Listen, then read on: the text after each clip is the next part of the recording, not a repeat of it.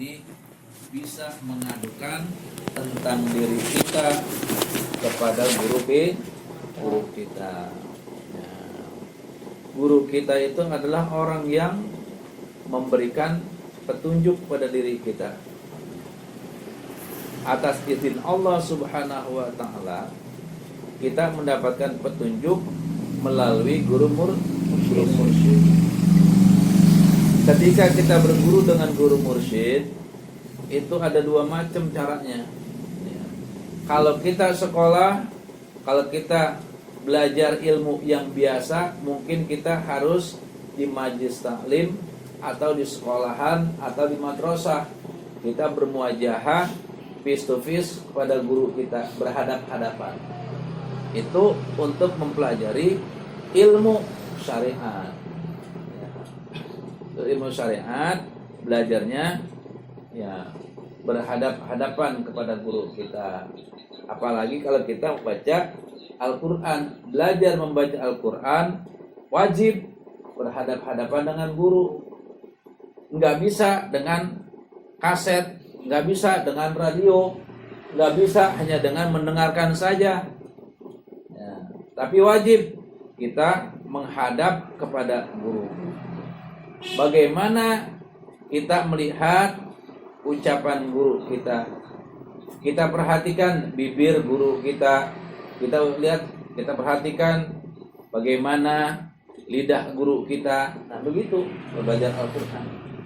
Begitu pula tentang ya makna hadis, makna Al-Quran, ya ilmu fikih. Kita harus berhadap-hadapan. Ya, tanpa berhadap-hadapan kita tidak akan mengerti. Tapi kalau yang namanya thoriqah, ya thoriqah, satu ilmu, di sini kita harus mempelajarinya dengan ya berhadap-hadapan dan juga dengan tidak berhadap-hadapan. Cukup dengan apa? Dengan robitoh. Dengan robitoh. Robito itu apa? Robito itu kita membayangkan ya, wajah sang guru dengan mata hati kita. Ya. Dan kita menyebut nama guru kita apabila kita sedang menghadapi suatu kesulitan, sesuatu yang kita tidak mengerti, kita bisa berrobito kepada guru kita. Dengan adanya zikir, nah, zikir amaliyah sehari-hari yang diajarkan oleh Syekh Mursyid ada dua macam. Ada zikir jahar, ya, zikir jahar. Yang di situ fa'lam annahu la ilaha illallah. Ini zikir jahar. Ketika kita akan zikir jahar, kita berrobito sama guru kita. Ya, berrobito. Kita membayangkan wajah guru kita. Kita menyebut nama guru kita di dalam hati kita. Kita makmum zikir. Seperti kita sholat. Ya. Yang namanya sholat kita usolli ya, makmuman sama imam. Usolli fardhu subhi rakaataini mustaqbilat qiblati adaan makmuman lillahi ta'ala. Nah, itu kita makmum. Kalau kita nggak makmum ketika kita sholat berjamaah, nggak sah. Ya, namanya tetap sholatnya munfarid sendirian. Begitu juga yang namanya zikir. Yang namanya zikir, nah ini kan masalah hati. Zikir itu masalah hati. Memasrahkan hati kita, ruh kita kepada mursyid. Untuk apa? Untuk dibimbing. Untuk bimbingan. Kalau yang namanya guru ilmu syariat itu untuk membimbing pikiran kita, ya, amaliyah jasmani kita, sholat dan yang berhubungan dengan sholat. Apa? Masalah air, masalah wudu, ya, masalah istinja, masalah mandi. Nah, itu kan fikih. Terus masalah zakat, masalah puasa, masalah haji, itu kita mendapatkan bimbingan dari guru yang perlu dipraktekkan. Kenapa? Karena mengamalkannya dengan anggota zahir, anggota badan kita. Sedangkan yang namanya zikir itu adalah hakikat. Itu hakikat. Sedangkan hakikat itu nggak bisa diajarkan dengan tulisan, nggak bisa diajarkan dengan mulut, tapi dengan hati ke hati. Sedangkan guru mursyid itu adalah guru yang membimbing ruh kita, hati kita menuju kepada Allah. Nah, kalau kita jalan sendiri nggak bisa, nggak bakal bisa. Kalau syariat itu ya adalah satu, apa istilahnya yang namanya syariat. Ketika kita kerjakan sholat terbatas, ya, sholat cuma 5 waktu. Nah, terus yang namanya zakat pun harta kita terbatas. Haji kalau kita punya uang, ada kesempatan. Puasa juga terbatas. Tapi yang namanya zikir nggak ada batasnya. Yang namanya zikir, sama dikatakan ya ayyuhalladzina amanu dzikrullaha dzikran katsira. Zikir sebanyak-banyaknya. Kalau sholat maktubah, ya waktu-waktu cuma.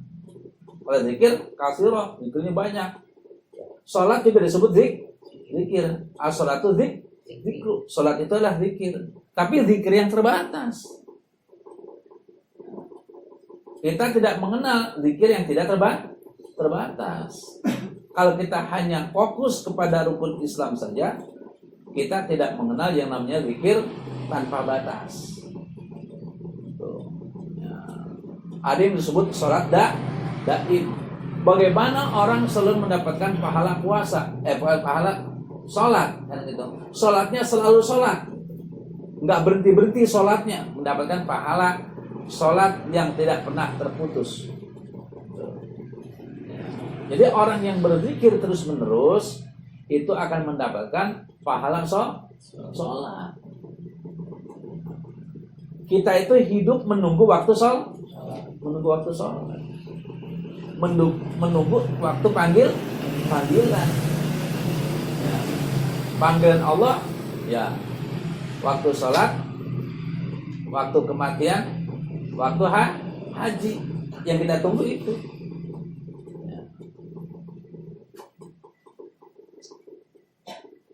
Jadi kita harus benar-benar mengerti yang namanya zikir.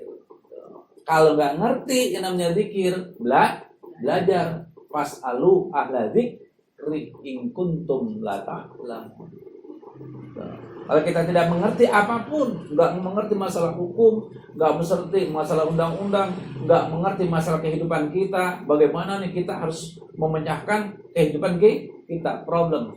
Kita kan punya problem. Kalau konsultasi sekarang sama pakar, berapa duit? Iya. Tapi kalau kita zikir pada Allah, zikir dengan la ilaha illallah, zikir dengan zikir khafi, duduk. Ya, kita merenung, kita bayangin wajah mursyid kita. Kita bertanya kepada guru kita dan mursyid kita dalam hati. Dengan izin Allah akan dipecah, akan diberikan jalan keluar. Karena itu sangat dibutuhkan, ya, bagi setiap individu manusia memiliki guru mursyid. Jangan hanya memiliki guru syariat, guru sekolah, tapi harus memiliki guru mursyid. Seluruhnya yang namanya ilmu itu ada caranya. Kalau pelajaran fikih, ya, namanya fuqaha, ahli fikih, gitu. Nah, semuanya naik mobil ada caranya, naik motor ada caranya, kan gitu kan? Ya. Nyuci ada caranya. Ambil gosok batu cincin ada caranya. Ya. Apa sekarang yang tidak memiliki cara? Makan ada caranya nggak? Ada makan yang ada caranya. Semuanya belajar. Kalau pengen bisa belajar. Gosok batu cincin kalau nggak belajar, kagak bisa pada peang. Iya. Iya. Pada peang. Makanya harus belajar. Ilmu matematik belajar. Sampai orang Indonesia wajib belajar bahasa Indonesia. Gitu. Kenapa sekarang seluruh ilmu-ilmu yang lain ada pelajarannya, tapi ilmu zikir nggak dibuka? Nggak ada bidang studi ilmu zikir. Padahal yang namanya ilmu zikir wajib. Ilmu zikir itu hukumnya wajib. Belajar zikir hukumnya wajib. Kenapa bahasa Inggris yang mubah, belajar bahasa Inggris mubah? Boleh-boleh saja. Belajar bahasa Inggris kagak dapat pahala, kagak belajar nggak dapat dosa.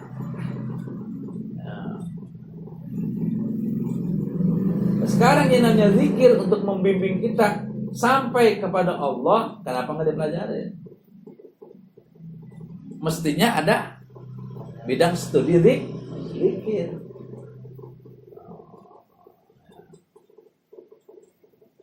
Kalau kita pengen sakti aja nyari amalan, iya. Kalau nggak nyari amalan nyari jimat dah. Oh, iya. Bapak di kuburan, macam kan begitu kan? Iya. Itu karena kita pengen sakti. Tuh. Yang itu nggak ada gurunya, nggak ada bidang studinya tuh, nggak ada tuh. Nggak ada. Ya, cuma ada petunjuk. Udah nih, besok lu puasa di kuburan betapa 40 hari 40 malam jam makan jam minum. Ya, baru telanjang namanya itu tuh. Bisa terbang. Iya. Itu kan seperti itu tuh ya, seperti itu. Nah, nggak ada tuh sekolahnya, nggak ada gitu. Nggak ada sekolahnya. Belajar ilmu kebal nggak ada sekolahnya ya. Sama dengan ilmu zikir yang harusnya diadakan pun diadakan. Kenapa? Sebab dengan zikir orang menjadi sakti. Dengan zikir orang sakti. Ya, dulu pada zaman Abah Sepuh, ya, di Tasik itu kalinya di bawah, sawahnya di atas. Ya, sawahnya di atas, kali di bawah. Ya, gimana mau ngairin sawah kan gitu ya? Ya. Akhirnya Abah Sepuh nongkrong di pinggir kali, dilihat itu air naik ke atas, ke sawah-sawah.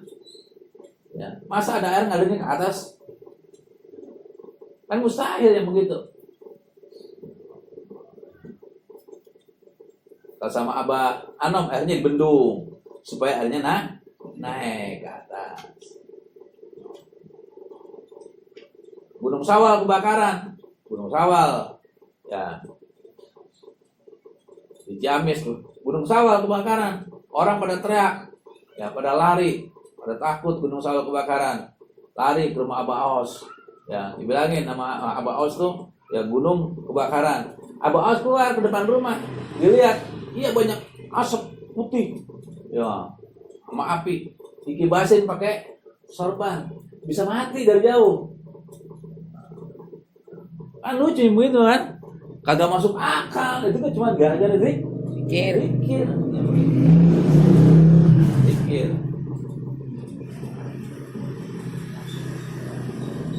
Nah, zikir. Jadi perlu belajar zikir itu wajib hukumnya.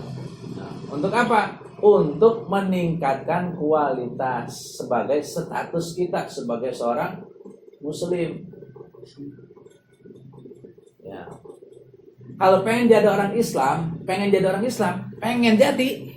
cukup mengucap 2 kalimat syahadat. Passwordnya tuh, password ingin menjadi orang Islam, mengucap 2 kalimat syahadat. Orang kafir mau sholat mau kagak, kalau mengucap 2 kalimat syahadat yang disaksikan, masuk nggak? Muslim kan? Muslim. Darahnya aman, nggak boleh tumpahkan lagi. Orang nggak sholat, nggak puasa, nggak zakat, nggak haji, udah syahadat. Muslim bukan? Muslim. Banyak nggak orang sini begitu tuh? Orang sini cuma syahadat doangan, sholat kagak, zakat kagak, puasa kagak, apalagi haji. Banyak nggak? Banyak tetangga kita yang begitu banyak. Kagak sholat, zakat kagak, sholat kagak, puasa kagak, haji apalagi. Banyak begitu. Disebut apa? Muslim kan? Muslim. Lihat aja KTP-nya. Iya, Muslim. Hah? Itu Muslim masih. Udah syahadat, udah sholat, udah zakat, udah puasa, udah haji. Muslim. Apalagi kan gitu. Orang kagak sholat aja disebut Muslim. Udah mengucap kedua syahadat mah kan. Orangnya sholat, orangnya zakat, orangnya puasa, Pak Haji lagi. Masih ada yang nyumpang. Masih ada yang nyumpang kan begitu kan? Masih ada nggak? Masih. Masih ada yang nyantet? Ada nggak tuh? Masih. Padahal dia udah sholat, udah zakat, udah puasa, udah haji lagi Pak Haji. Ya. Nyantet. Ya, berarti Muslim, itu Muslim. Tapi belum naik statusnya sebagai mukmin. Jadi kalau pengen naik status kita sebagai seorang mukmin, nah antuk mina bila percaya kepada Allah, percaya kepada Allah. Kalau percaya kepada Allah udah, nggak usah pakai ya nyupang lagi, nyantet lagi, begitu nggak perlu, ya begitu. Apa? Kalau percaya sama Allah betul-betul yakin, percaya sama Allah, ketika dia berbuat salah, ketika dia buat menyakiti sesama, pasti ada siksanya kan? Ketika dia berbuat baik, maka dia akan mendapatkan pahala. Ketika dia berbuat maksiat, berbuat dosa, masih akan mendapatkan dosa. Percaya dia. Itu namanya mukmin. Mukmin itu. Jadi kalau hanya sholat, puasa, zakat, haji untuk sekedar menggugurkan kewajiban. Kewajibannya sih gugur. Nggak dituntut lagi karena sedang mengerjakan. Tapi benernya atau bagusnya belum tentu. Sebab harus memiliki syarat. Apa? Iman. Iman itu bukan hanya percaya di mulut, tapi urusan hati. Kalau hatinya betul-betul yakin adanya Allah, aman dunia. Tetangga sama tetangganya akur, gitu kan? Nggak ada iri, nggak ada dengki. Di sini perlunya adanya thariqah untuk mencapai bagaimana beriman kepada Allah secara benar. Bagaimana supaya dia menerapkan rukun iman dengan benar pada dirinya sendiri. Itu thariqah. Jadi jangan dianggap dia itu ustadz, dia itu kiai, dia itu habaib. Sudah dilihat gitu. Ya. Mau habib kek, mau kiai kek, mau ustadz kek. Ya. Kalau belum mengerti yang namanya iman, tetap aja muslim baru. Allah nggak akan melihat ketampanan seseorang, nggak melihat kekayaan seseorang, nggak melihat keturunan seseorang. Takwanya dia lihat. Seperti itu. Jadi harus benar-benar menggali. Menggalinya dengan apa? Yaitu harus memiliki guru mursyid. Nanti kasih namanya berzikir, caranya bagaimana yang benar. Ya. Kita dikasih zikiran, caranya dikasih. Itu pun harus kita harus dipupuk, harus diamalkan. Kalau diamalkan, orang istilahnya yang sudah dikasih sudah bertahun-tahun aja juga belum tepat, ucapnya belum tepat. Kadang-kadang datang, kadang-kadang pergi, artinya gitu kan. Kadang-kadang ingat, kadang-kadang lupa lagi, kan gitu. Apalagi orang yang nggak pernah orang nggak pernah ditalkin, ya. Hatinya disuruh zikir, kagak bisa. Nah, sebab hati ini berlapis, hati kita berlapis. Dan kira misalnya kita nggak berlapis, bumi aja ada lapisannya, langit aja ada lapisannya, daun, pohonan ada lapisannya, semua. Kita juga sama berlapis. Ada kulit kita tuh yang paling tipis banget ya, kulit ari bisa. Ke dalam lagi ada kulit aja berlapis-lapis kita. Daging juga berlapis-lapis, sama berlapis-lapis semuanya. Jadi kita ada banyak lapisan. Jadi susah. Hati kalau nggak ditalkin nggak bakal bisa untuk continue istiqomah berzikir. Ini dikatakan oleh Rasulullah, lakinu mau takun, talkin, ya, talkin orang-orang kamu sebelum mati. Jadi sebelum mati harus kita ambil hak talkin kita. Hak talkin itu manfaatnya untuk memulihkan ingatan kita kepada Allah. Sebab namanya ruh. Yang namanya ruh itu nanti ketika dia mau ditiupkan ke dalam rahim ibunya tuh ngakuin Allah, ya, harus sebirulkum na'am, bala syahidna, ngaku. Ditanya tuh ruh sama Allah, tanya, bukankah aku yang Tuhanmu? Kata Allah begitu. Nah kata ruh, bala syahidna, iya saya menyaksikan kau harus sebagai Tuhanku. Tapi kenapa setelah lahir di atas dunia gak banyak manusia yang gak percaya sama Tuhan, gak percaya sama Allah? Banyak manusia walaupun katanya Islam toh gak yakin adanya Allah. Kalau benar-benar yakin kepada Allah, yakin adanya Tuhan, pasti dia ya selalu menghindari perbuatan-perbuatan maksiat. Pasti dia akan selalu berbuat kebaikan. Memaksa dirinya tuh, dipaksa. Gimana ya tuh? Dipaksa. Sebab apa? Tak.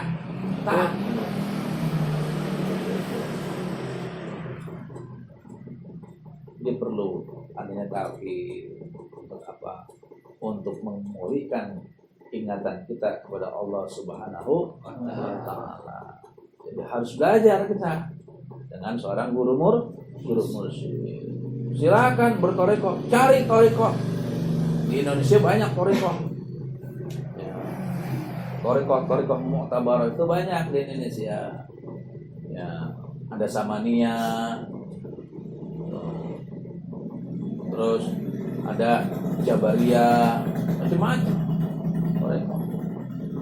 Silakan cari yang lebih mudah. Mazhab pun sama, ada mazhab Syafi'i, ada Maliki, kan gitu kan. Nah, kita bermazhab Syafi'i karena yang kita anggap lebih mudah adalah mazhab Syafi'i.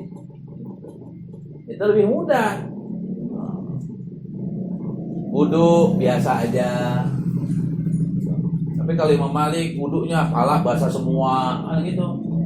Ya. Kalau mau sholat mandi dulu. Sholat mandi, meriang mandi, wah berat. Kalau Imam Syafi'i cukup dibasahin sekali sunahnya.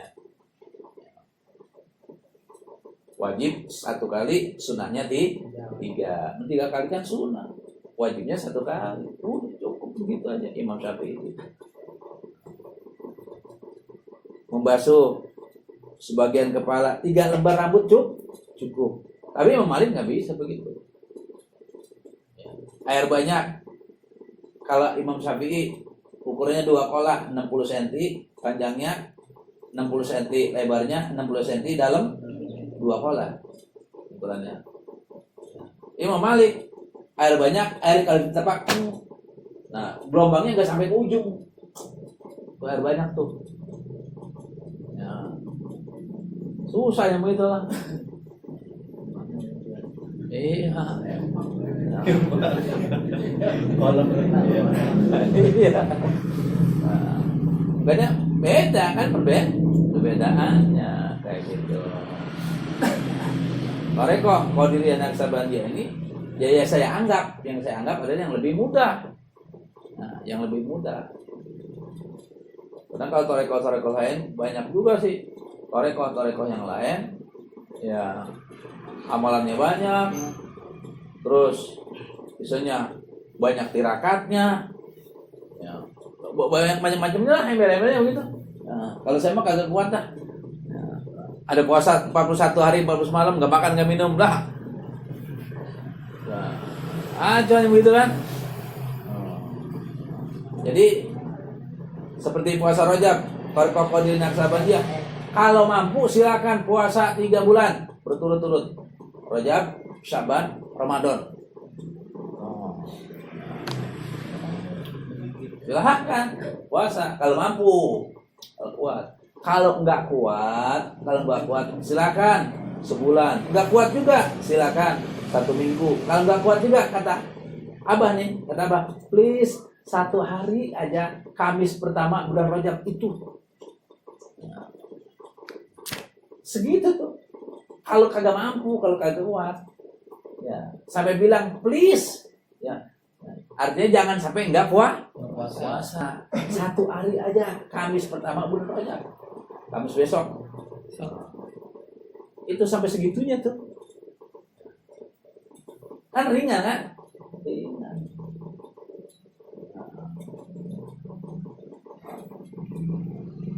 Sampai kalau yang lain-lain mah aduh berat.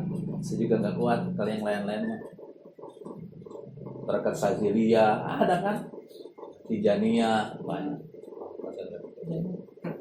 Tuh murid-murid Tijaniyah alumni Nggak lulus. iya seperti itu ya. Jadi kita sekali-kali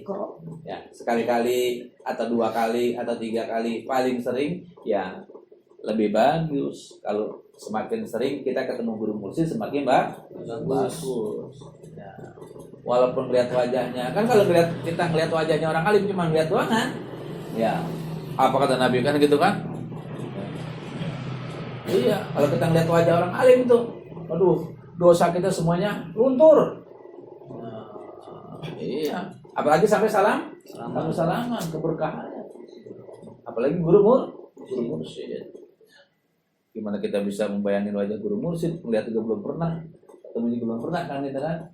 Nah, datang untuk sohbah namanya ke guru mursyid. Insyaallah besok tanggal 21 ya, insyaallah tanggal 21 besok saya berangkat nih minjem mobil bos. Amin. Iya, ngikut. Sana ngikut. Walaupun di sana sampai sana kita terpisah. Tapi bisa ketemu. Iya, enggak apa-apa di sana. Nggak ada istilah COVID kalau di sana mah. Ada istilah COVID. Anti orang yang sudah ditalkin berarti dia sudah divaksin. Nah, jadi vaksin virus. Nah, jadi kalau orang yang sudah ditalkin kalimat la ilaha illallah itu sudah divaksin virus. Virus zahir, virus batin. Penyakit lahir, penyakit batin. Ya, yang namanya corona sih itu namanya zahir, masih bisa dilihat meskipun pakai alat. Nah, jadi anti nggak bakalan kena. Ya, kebal. Jadi orang yang sudah divaksin la ilaha illallah diamalkan, ya diamalin tuh. Ya walaupun udah divaksin kalau gak diamalin sih sama aja bohong, nggak ada pergerakan. Sebab kan ketika kita mengamalkan, kita zikir itu kan ada gerakannya kan. Nah, gerakannya itu kan namanya gerakan berkah. Supaya apa? Supaya menyatu. Ya, dengan sumsum, dengan tulang, dengan daging, dengan darah, dengan urat, dengan kulit, dengan bulu. Ya. Iya. Jadi zikir begitu. Dengan goyang. Ya. Bulu kita, kulit kita, daging kita, urat kita, darah kita, tulang kita, sumsum kita. Nyampur. Nyampur dengan apa? Dengan nur la ilaha illallah. Tuh, supaya dia ya. Makanya orang zikir mukanya cerah-cerah semuanya. Agak butak. Iya, agak butak. Iya. Ini dulu butak banget nih. Ini kamu. Iya. Pokok itu dia keistimewaannya. Jadi ya la ilaha illallah itu bercahaya. Hanya di sini akan tembus cahaya ke dalam ya namanya ruh kursi. Jadi ada ruh kursi yang punya ruh kudus itu bukan Nabi Isa.